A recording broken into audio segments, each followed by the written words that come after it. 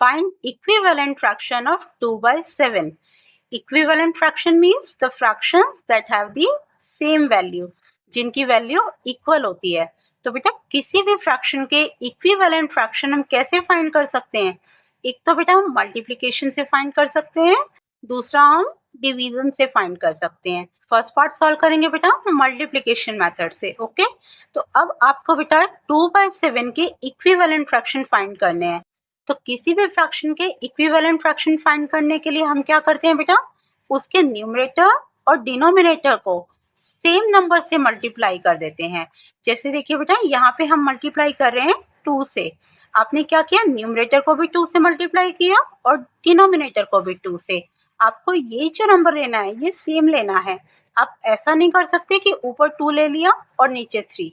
जो भी लेंगे न्यूमरेटर और डिनोमिनेटर में सेम लेंगे। Okay, now solve this. 2 2s are 4, 7 2s are 14. So 4/14 is an equivalent fraction of 2/7. Clear बेटा, यहाँ पे हमने यूज किया है मल्टीप्लाई साइन का, इसलिए ये मेथड है बाय मल्टीप्लिकेशन। अब 4/14 को बेटा अगर आप सिंप्लीफाई करते हैं तो उसकी वैल्यू एग्जैक्टली किसके इक्वल आएगी बेटा, 2/7 के।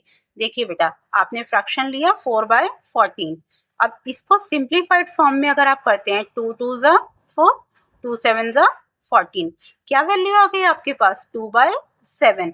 That means exactly equal to the given fraction.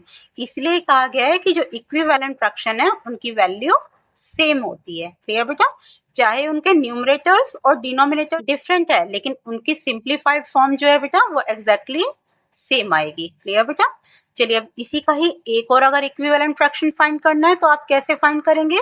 देखिए बेटा फ्रैक्शन ले लिया आपने 2/7, यहाँ आपने मल्टीप्लाई किया था 2 से। अब नेक्स्ट आप मल्टीप्लाई कर सकते हैं बेटा 3 से, 4 से, किसी भी और काउंटिंग नंबर से। क्लियर बेटा, जैसे हम यहाँ मल्टीप्लाई कर रहे हैं इसे बेटा 3 से, so it will be 2 3s are 6, 7 3s are 21. So 6/21 and 4/14 are the equivalent fractions of 2/7. Got it बेटा? तो ये है बेटा बाय मल्टीप्लिकेशन। अब नेक्स्ट पार्ट हम सॉल्व करेंगे बाय डिवीजन मेथड। देखिए बेटा फ्रैक्शन गिवन है 28/42। डिवीजन मेथड में बेटा आपको इस गिवन फ्रैक्शन के न्यूमरेटर और डिनोमिनेटर को सेम नंबर से डिवाइड करना होगा। जैसे मल्टीप्लिकेशन में आपने सेम नंबर से मल्टीप्लाई किया था, ऐसे डिवीजन मेथड में हम सेम नंबर से डिवाइड करेंगे। अब इसके लिए आपको सिंपली ये चेक करना है कि जो दोनों नंबर्स हैं दैट मीन्स न्यूमरेटर और डिनोमिनेटर ये किस नंबर से एग्जैक्टली डिविजिबल हैं।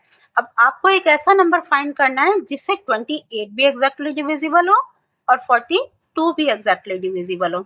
देखिए बेटा unit digit is 8 and 2, that means ये 2 से एग्जैक्टली डिविजिबल है। तो आप क्या कर सकते हैं, न्यूमरेटर और डिनोमिनेटर दोनों को ही डिवाइड कर दीजिए 2 से। क्लियर बेटा, 2 1s are 2, 2 4s are 8, 14 आ गया बेटा, divided by 2 2s are 4, 2 1s are 2. That means 14/21 is an equivalent fraction of 28/42. Clear बेटा, ये तो हो गया बेटा एक फ्रैक्शन। इसी तरह से आप और भी फाइंड कर सकते हैं 28/42। अब इसको आप किस और नंबर से डिवाइड कर सकते हैं? देखिए बेटा 28 और 42 दोनों ही 7 की टेबल में आते हैं। देखिए 28 भी डिविजिबल है 7 से, 42 भी एग्जैक्टली डिविजिबल है 7 से। तो आप इसे 7 से डिवाइड कर सकते हैं। आपको ये चेक करना होगा कि दोनों नंबर किस एक नंबर से एग्जैक्टली डिविजिबल हैं। तो अब यहाँ पे हमने डिवाइड कर दिया बेटा इसे 7 से। It will be 7 4s are 28, 7 6s are 42. So 4/6 is an equivalent fraction of 28/42. I hope बेटा this is clear to you. and fraction पर बेस्ड और भी क्वेश्चंस आप मेरे चैनल पर देख सकते हैं। Thank you, take care all of you. जय माता दी फ्रेंड्स।